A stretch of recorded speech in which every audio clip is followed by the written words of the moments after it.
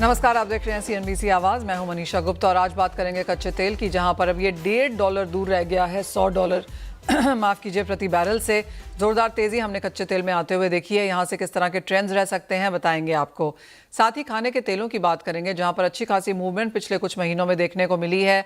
खाने के तेलों के प्राइसेस में, इंपोर्टेड खाने के तेलों के प्राइसेस में बढ़त भी देखने को मिली है। यहां पर आगे किस तरह की स्थिति रह सकती है, इस पर भी करेंगे चर्चा। हमारे साथ जुड़ रहे हैं energy expert Narendra Taneja, house of Gulab के director and CEO Dishit Nathwani and Kotak securities के head of commodities Sunil Katke. आप सभी का कार्यक्रम में स्वागत है। एडिबल ऑयल्स पे पहले बात कर लेते हैं, क्योंकि अच्छी खासी प्राइस मूवमेंट यहां पर हमने बनते हुए देखी है। दिशित, स्वागत है आपका कार्यक्रम में। जहां तक imported oil versus indigenous domestic oils की बात है, फिर चाहे वो ग्राउंडनट है, सेसमे है, मस्टर्ड है, कॉटन सीड ऑयल है, इन सम सेंस कैसे देखते हैं आप, एक तो प्राइसेस और दूसरा demand? Thank you so much Manisha ji मुझे इनवाइट करने के लिए। एंड सो आई मीन काफी टाइम से जब से इंपोर्टेड ऑयल की प्राइसेस बढ़ रही है, अगर ऐसा देख सकते हैं कि सोयाबीन जो अभी ऑलमोस्ट 145 रुपीज अ लीटर पे पर केजी पे चल रहा है, sunflower oil I think around 170 पर केजी आई मीन के हिसाब से चल रहा है। उसके सामने ग्राउंडनट और मस्टर्ड के rates are comparatively better. I think groundnut का भी अगर ट्रेंड देखेंगे 1550 रुपए से ऑलमोस्ट आई मीन 155 से लेके 170 तक थोड़ी तेजी ऑलरेडी में मिल चुकी है उसमें। And sun I mean mustard is also around let's say 167 168 rupees. तो अगर यही प्राइस ट्रेंड रहता है जो हम लास्ट ऑलमोस्ट 1-2 साल से देख रहे हैं, तो लोकल ऑयल्स की डिमांड काफी बेटर हो चुकी है। We are seeing a very good upside on groundnut oil. So overall the category is almost double in last 2-3 years. तो ओवरऑल कैटेगरी काफी बढ़ रही है। और जैसे कि ओवरऑल आई मीन अगर देखें इंडिया का we are very much dependent on I mean imported edible oils, which is around 60% of our overall category. But उसी में ग्राउंडनट, मस्टर्ड, सेसमे अगर ये प्राइस रेंज रहता है तो उसमें डिमांड काफी बढ़ रही है दिन पर दिन। तो वैसा ही है जैसे। Point taken. दिशित, जिस तरह से हम एल निनो का इम्पैक्ट देख रहे हैं, बुआई के नंबर्स में हल्की सी गिरावट है, कुछ कंसर्न्स हैं एडिबल ऑयल इंडस्ट्री को? सॉरी किसमें? एडिबल ऑयल इंडस्ट्री में कुछ कंसर्न्स हैं जिस तरह से हमने एल निनो का असर आता हुआ देखा है सोइंग पर? काफी अभी जैसे बारिश काफी लेट है तो ओवरऑल सोइंग भी लेट हुआ है। तो ओवरऑल अगर देखें जो अभी लास्ट जो ग्राउंडेड का प्राइसेस बढ़ा हुआ है from let's say 150 rupees to 170 जो है वो इट्स मोर और लेस बिकॉज ओवरऑल बारिश हमारी काफी लेट हो गई है अभी। तो उसी की वजह से जो प्राइस बढ़ना था वो काफी बढ़ चुका है। एंड अभी थोड़ा देखते हैं कि I mean the rain has just started, so I think depending on the next 10-15 days of the rains आगे का थोड़ा डिमांड पता चलेगा कि कैसे प्राइसेस रहने चाहिए अभी। दिशित, जिस तरह का हमने सिनेरियो बनता हुआ देखा है, जहां पर हेल्थ चॉइसेस, फूड चॉइसेस यहां पर बड़ी होने लगी हैं।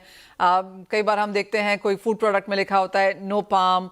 अगर हम इंडियन यंगर डेमोग्राफिक्स को यहाँ पर देखें तो आप कहेंगे natural, cold pressed, better choices, better awareness फिलहाल मार्केट में है?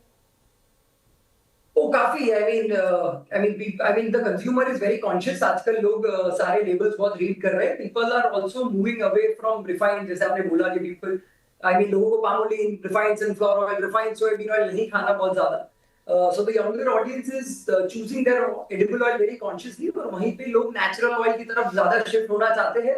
और वही टाइम पे जो लोकली बनता है हमारे आजू बाजू, तो उसका डिमांड हमने काफी ज्यादा देखा है काफी टाइम से। और उसी में cold press is playing a big role. जैसे बहुत ही बड़ी बड़ी ब्रांड्स भी अभी कोल्ड प्रेस कैटेगरी में आ गई है। और गुलाब अगर हम हमारी बात करें तो हमने ऑलमोस्ट 5 साल पहले कोल्ड प्रेस ऑयल लॉन्च किया था। And we are seeing almost more than double digit growth growth since last 5 years. So the cold press category in our overall portfolio is growing rapidly, and we see it's still picking up. I think अभी भी इसमें we are at a very smaller market size, so ये तो अभी बहुत बढ़ने वाला है। So cold press is in trend right now, and it's affordable भी ज्यादा हो रहा है। I mean with better ज्यादा क्वांटम में लोग ले रहे हैं तो इसका अफोर्डेबिलिटी भी बढ़ रहा है काफी। दिशित, अगर आप गुलाब की बात करें तो from groundnut to multi oil to FMCG to जिस तरह का as of now turnover and revenues है आपका, अगर वो नंबर्स भी हमारे साथ आप शेयर कर सकें, किस तरह की ग्रोथ है और आगे क्या विजन है? I think, Vega is pioneers in groundnut oil. I mean, it's been almost, the brand is around 30 years old. I mean, 3 decades, 92 में चालू हुआ था. And I mean, we are into edible oil, groundnut oil crushing since 50 years. उसके बाद तो हमने refined सन सोया, हमने एक नई रिफाइनरी भी डाल दी है अभी। But I mean we are saying as as we are discussing, हमने बहुत ही ज्यादा डिमांड नेचुरल ऑयल्स की देखी है, और वहीं a lot of conscious demand is moving towards organic food category also, जहाँ पे हमने ट्रू स्टोरी भी लॉन्च किया है। So because groundnut oil as a category is growing, which is helping Gulab also grow multifolds, तो उसकी वजह से हमारे footprints in newer states are also increasing। जैसे हमने काफी राजस्थान, महाराष्ट्र, मध्य प्रदेश में expand किया हुआ है because of cold press and the organic category and also the quick commerce। I mean the brand is now available across pan India, so the growth is great। I mean we are very bullish on the organic category and also the natural category, which is more made in India, something which is grown here। तो natural category पूरी बहुत ही बढ़ रही है। And as I mean the company just crossed 3,000 crore in the top line, we see still I mean we feel we guys are just getting started, so a long way to go। So we काफी काम कर रहा है। Alright, as of now दिशित कितने SKUs हैं आपके? और जैसे आपने कहा ट्रू स्टोरी, अब आपने यहाँ पर टेक ओवर किया है, ऑर्गेनिक हैं, स्टेपल्स हैं, स्पाइसेस हैं, ड्राई फ्रूट्स हैं, काफ़ी कुछ आपने वहाँ पर उसमें ऐड किया है। कितने SKUs हैं और यहाँ से अब इसे कंसोलिडेट करेंगे या ग्रो करने की एक्सपेक्टेशन है? See, I think हमारे edible oil में we almost have 10 refined oils and natural oils जो हमारी गुलाब oil category में है। Cold press category में we have around 5 cold pressed oils right now। We soon will launch other cold pressed oils जो बच गए थोड़े बहुत। And in true story we have more than 40 SIME products already। The last entrant हमने अभी just A2 cow ghee launch किया है, हमने खपली आटा और चक्की आटा launch किया है। We are also launching raw makhana at the same time, and whole spices is also something that we have just introduced in the true story category। So overall we are trying to diversify as a holistic FMCG food brand, and that is the vision। So I feel at least 50 more products to go from here। All right, आप जिस तरह से अब यहाँ पर distribution channels हैं दिशित, उसे आप कैसे देखते हैं? Because QCOM vis-a-vis kirana stores, किस तरह से आपकी डिस्ट्रीब्यूशन है? जैसे ऐसे देख सकते हैं that we guys are very heavy on GT, but last 3-4 साल का trend has been heavily on quick commerce। Like the consumers have been shifting more towards quick commerce। आज से 5-7 साल पहले की बात अगर करें तो people were shifting from kiranas to modern retail stores, and now from modern retail people are moving to quick commerce because of the service। 10 minute में घर पे deliveries मिल रही है अभी।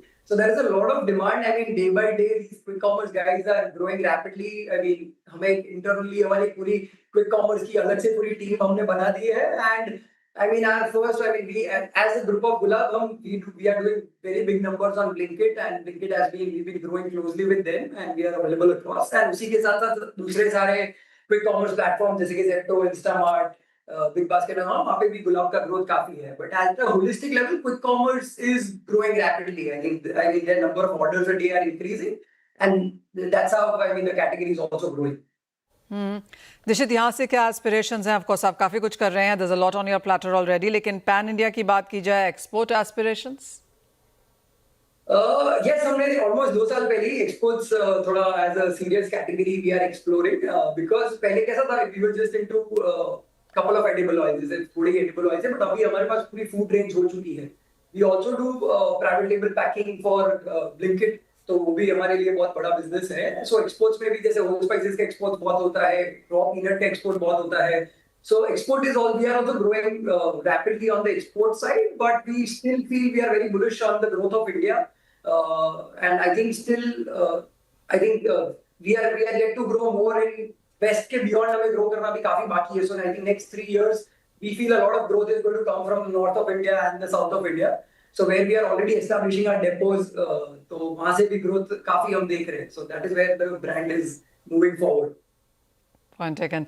दिशित, बहुत शुक्रिया साथ जुड़ने के लिए और वो तमाम चीज़ें बहुत डिटेल में एक्सप्लेन भी करने के लिए कि ओवरऑल सेगमेंट कहाँ है और आप as a brand, as a company किस तरह की ग्रोथ यहाँ पर देख रहे हैं और किस तरह का एनविजन भी है। बहुत शुक्रिया आपके समय के लिए। एनर्जी एक्सपर्ट नरेंद्र तनेजा हैं और साथ ही साथ कोटक सिक्योरिटीज़ के हेड ऑफ कमोडिटी सुनील काटके हैं। नरेंद्र जी नमस्कार, शुक्रिया साथ जुड़ने के लिए। सबसे पहले जिस तरह की प्राइस मूवमेंट हमने जुलाई में आते हुए देखी है, जहां पर हमने 70 का लो और आज 98.5 का हाई, यानी कि $28-29 की तेज़ी सिर्फ इस महीने में अपने लो से बनती हुई नजर आई है, जो 40-42% की यहाँ पर तेज़ी है। ऑफकोर्स पिछले 12-13 दिनों में ज़्यादातर ये तेज़ी आई है। कैसे देखते हैं आप एक तो प्राइस मूव, और अब जो स्ट्रेट ऑफ हॉर्मुज़ में, रेड सी में, बाबल मंदेब में हो रहा है, कैसे देखते हैं और इसका इम्पैक्ट आगे कैसा रह सकता है? मनीषा, तेल की दुनिया में एक महीना एक युग के बराबर होता है ना। क्यों? जियो पॉलिटिक्स 90% जियो पॉलिटिक्स होती है। और अब आप देख रहे हैं कि जो यूनिपोलर वर्ल्ड था, जो अमेरिका के कहने पे चलता था, वो तो खत्म हो रहा है, नई दुनिया बन रही है। तो अभी 15-20 साल तो यही हाल रहने वाला है। और आपका जहां तक ये प्रश्न है भी क्या है कि अमेरिका और ईरान के बीच में जो बातचीत हो रही थी वो तो लगभग टूट चुकी है। कुछ प्रयास अभी हो रहे हैं, कल भी हुए हैं, आज सुबह से भी हुए हैं, लेकिन फिलहाल अभी कोई उसका नतीजा निकल के नहीं आया है। और दूसरी तरफ जो है वो ईरान का रवैया और पहले से जो है सख्त होता जा रहा है। उन्होंने हूतीज जो उन्हीं के कहने पे काम करते हैं, तो हूतीज ने जो रेड सी से जो सारा जो स्ट्रेट है उसको लगभग बंद कर दिया है। अगर वहां से भी बंद है, और दूसरी तरफ हमने देखा ईरान ने माइनिंग कर दी है, पिछले 24 घंटे के अंदर नई माइंस बिछा दी हैं स्टेट ऑफ हॉर्मुज में। तो ऐसे में सऊदी अरब का तेल और कतार वगैरह ये सब जो है यहाँ से निकलना लगभग मुश्किल हो चुका है। उसका नतीजा ये है कि जो कीमत है वो 100 डॉलर के आसपास पहुंची है। दरअसल आज सुबह कम से कम 3 ऐसे ट्रांजैक्शन हुए हैं जो 102 डॉलर पे हुए हैं, क्योंकि उन्होंने उसका प्रीमियम पे किया है, वो जल्दी डील को खत्म करना चाहते थे। तो 102 पे तो ऑलरेडी डील आज हो रही है, $102 पर बैरल पे।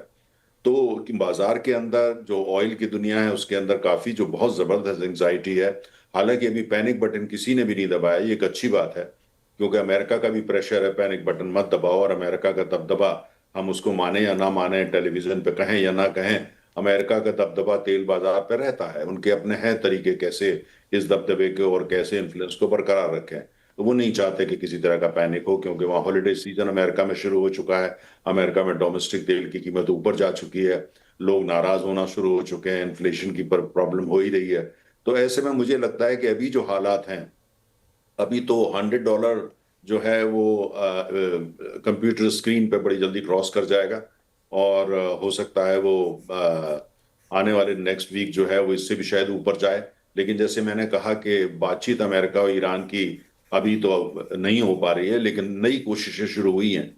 और उन कोशिशों का देखें आगे क्या नतीजा निकलता है। अगर नतीजा नहीं निकलता है तो तेल की कीमत और ऊपर जाएगी, क्योंकि जब तक ईरान हूथीज को आदेश नहीं देता कि वहां जो उन्होंने ब्लॉकेट लगा दिया है रेड सी पे, उस ब्लॉकेट को आप हटाइए, और दूसरी तरफ वो खुद को नहीं करते स्टेट ऑफ हॉर्मुज के लिए कोई बात हो, तो अभी तो माहौल बहुत टेंस।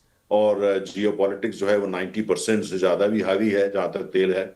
और मुझे लगता है कीमतों को लेकर के अभी तो पैनिक बटन नहीं, लेकिन जो चिंताएं वो बढ़ेंगी। और फिलहाल जो है अगर कुछ नतीजा नहीं निकलता तो तेल की कीमतें उत्तर की दिशा में और जा सकती हैं। और बाजार को और उपभोक्ता को, खासतौर से भारत जैसे बड़े आयातकों के लिए, उसके लिए तैयार रहना चाहिए। एब्सोल्युटली, भारत का ही मेरा अगला क्वेश्चन भी यहाँ पर था, क्योंकि हमने पीछे यहाँ पर हल्की सी कुछ मुनाफा वसूली कच्चे तेल में आते हुए देखी थी, एक साय ऑफ रिलीफ था उस समय पे। लेकिन अब जिस तरह से प्राइसेस हैं और अब ऐसा लग रहा है कि ये सस्टेनेबल मूव्स हैं, ये ओवरनाइट से 7-8% की तेजी नहीं है और फिर अगले दिन गिरावट है। ये कांस्टेंट धीरे धीरे प्राइसेस लगातार बढ़ते ही जा रहे हैं। लोग शायद यहाँ पर नए लॉन्ग्स क्रिएट कर रहे हैं।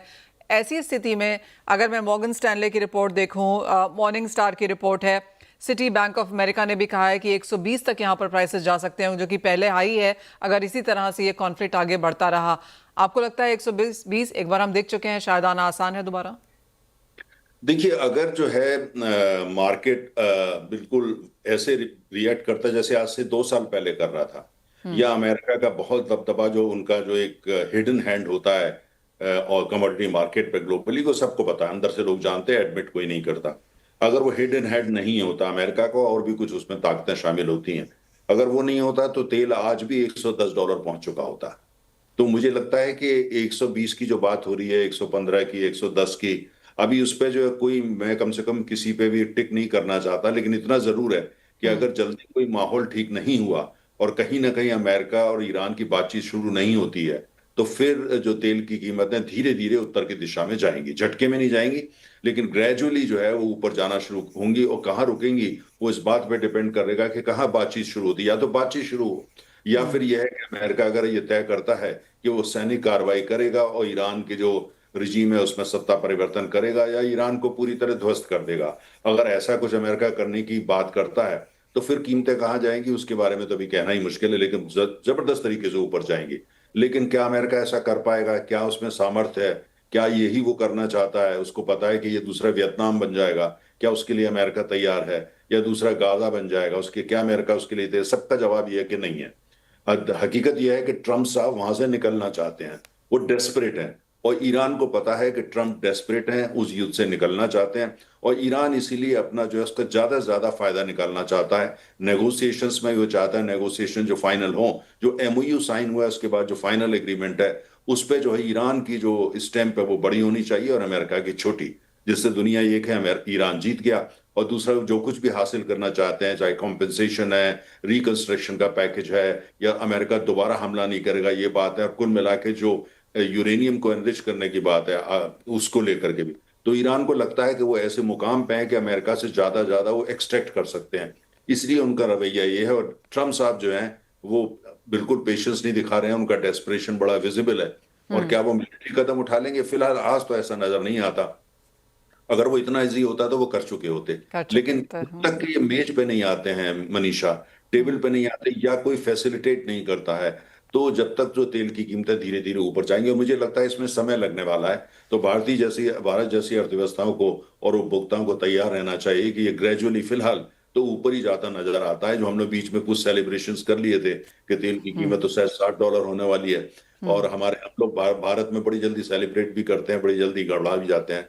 तो इसलिए जो है ये अभी फिलहाल तो उत्तर की दिशा में जाने वाला है, और अगर नीचे आना भी शुरू हो जाए तो भारत जैसे देश जिसकी इतनी ज्यादा डिपेंडेंस इंपोर्टेड ऑयल पे है, सेलिब्रेट नहीं करना चाहिए, क्योंकि ऑयल इज 90% पॉलिटिक्स में हमेशा बोलता हूं, और इसलिए सेलिब्रेशन की गुंजाइश ज्यादा होती नहीं है। जी। आने वाले जो महीनों में अगर हम आगे जाते हुए यहाँ पर देखें तनुजा जी, तो एक तो चीज़ ये है कि जब पहले झगड़ा ये शुरू हुआ था उस टाइम पे ऑन वाटर काफ़ी सारा तेल था, स्ट्रेटेजिक पेट्रोलियम रिजर्व भी थे। अब वो ऑन वाटर ऑयल यूज़ हो चुका है, इंडिया और काफ़ी कंट्रीज़ ने ले लिया, स्ट्रेटेजिक पेट्रोलियम रिजर्व नीचे आ चुके हैं। चाइना अभी तक मार्केट में नहीं आया, शायद उसे कभी ना कभी आना पड़े।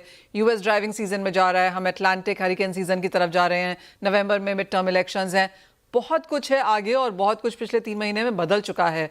एक तो इस सब के मायने क्या हैं, और दूसरा अब इंडिया के लिए सामने क्या नजर आता है?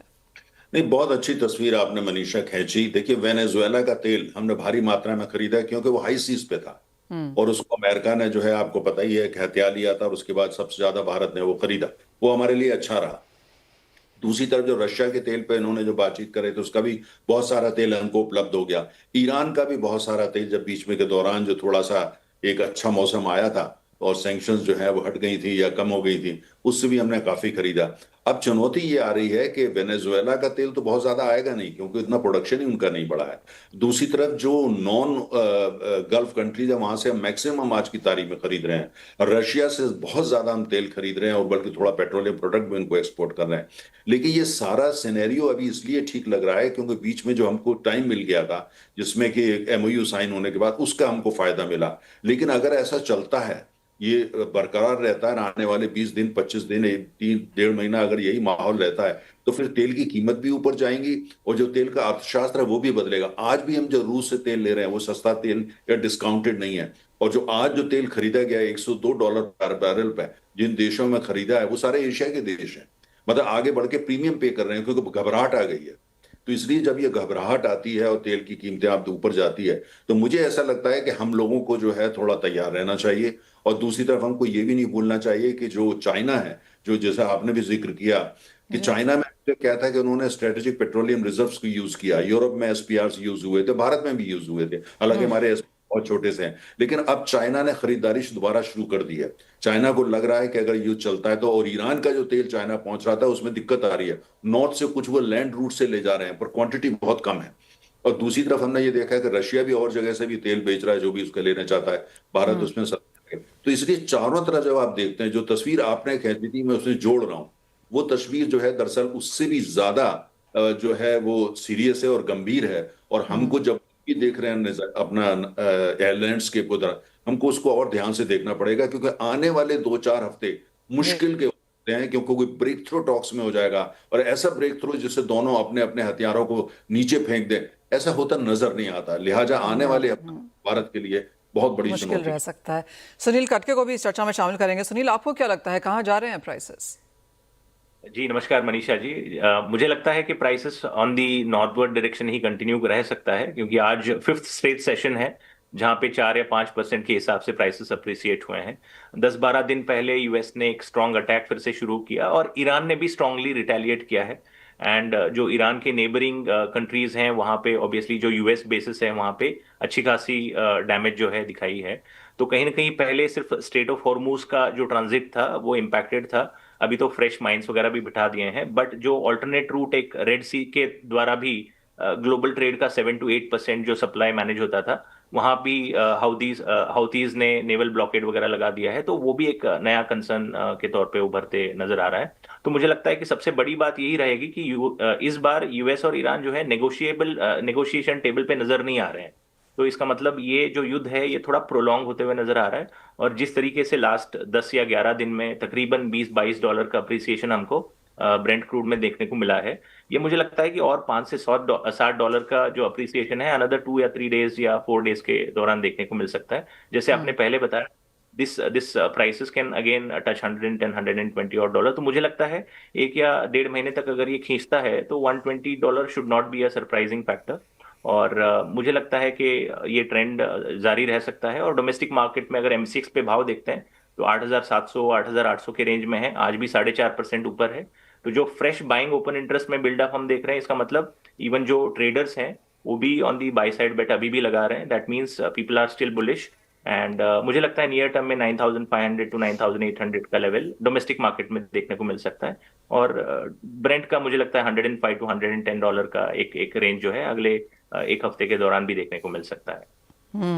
ये तो बात हुई क्रूड ऑयल की, लेकिन एक इंपॉर्टेंट चेक यहाँ पर गोल्ड सिल्वर पर भी लेना चाहेंगे, क्योंकि यहाँ पर प्राइसेस में इनिशियल तेजी के बाद फिर कुछ मुनाफा वसूली आई है। सुनील, आप कहेंगे कि यहाँ पर पैसा आता तो है लेकिन रुकता नहीं। जी हाँ Manisha, I think people were looking at gold prices as a base, getting created around $4,000। $3,950 का लो बनाया, अगेन $4,160 और डॉलर तक का हमने देखा। Again the prices are below $4,100 mark. Dollar index जब तक 101-102 के रेंज में स्टेडी है तो मुझे नहीं लगता है कि गोल्ड के प्राइसेस बहुत ज्यादा अप्रिशिएट होंगे। यूएस ट्रेजरी यील्ड्स भी मल्टी ईयर हाई पे हैं, तो उसका दबाव जो है अभी भी बना हुआ है। और अगर हम फेड का भी स्टांस देखते हैं तो even they are more concerned about inflation. तो अभी मार्केट जो है एक रेट हाइक जो है डिस्काउंट कर रहा है, मे बी सितंबर में एक रेट हाइक हो सकता है, ये भी एक अंदेशा है, उसकी वजह से भाव पे थोड़ा दबाव पड़ रहा है। बट अगर हम ऑन दी अदर साइड देखते हैं तो ईटीएफ में अभी एक इन्फ्लो में इजाफा देखने को मिल रहा है। ईटीएफ बाइंग अभी शुरू होते हुए नजर आ रहा है गोल्ड में और सिल्वर में। इवन इंस्टीट्यूशनल बाइंग में भी थोड़ा तेजी देखने को मिल रहा है। तो मुझे लगता है 3,900 से 4,000 का डॉलर एक अक्यूमुलेशन जोन के तौर पे देखा जाएगा। डाउनसाइड थोड़ा लिमिटेड रहेगा गोल्ड का, अगर हम देखते हैं एस्टिमेट। इवन सिल्वर का भी डाउनसाइड जो है लिमिटेड नजर आ रहा है, but upside we are quite bullish because US cannot afford higher interest rates for a longer period of time, क्योंकि उनका जो डेट टू जीडीपी रेशियो है वो अबाउ 100% है। तो they want the dollar to depreciate. तो मुझे लगता है जैसे जैसे इंटरेस्ट रेट भी घटाएंगे डॉलर थोड़ा डीवैल्यू होगा, तो अगेन गोल्ड और सिल्वर में थोड़ा तेजी देखने को मिल सकता है। तो $3,900 का एक मुझे लग रहा है कि एक बार लेवल छू सकता है because of the current scenario. Energy prices high है और फेड भी मेरे ख्याल से थोड़ा टाइटर मॉनेटरी पॉलिसी रखेगा, और 3,900 के रेंज में एक अच्छी खासी बाइंग फिर से देखने को मिल सकती है। ऑलराइट, बहुत शुक्रिया सुनील साथ जोड़ने के लिए। तो क्लियरली कुछ मुनाफा वसूली यहाँ पर सोने और चांदी दोनों में ही देखने को मिल सकती है। इमीडिएट तेजी की एक्सपेक्टेशन नहीं है, लेकिन गिरावट पे खरीदारी करें, ये भी एक सेंस यहाँ पर आती हुई। लेकिन जहाँ तक कच्चे तेल की बात है, वेल सारी की सारी बेट्स यहाँ पर ऑन द लॉन्गर साइड। बहुत शुक्रिया आप सभी का साथ जोड़ने के लिए और उन तमाम चीज़ों पर बात भी करने के लिए। वेल इसी के साथ मुझे भी दीजिए इजाजत, लेकिन आप बने रहिए CNBC आवाज़ पर।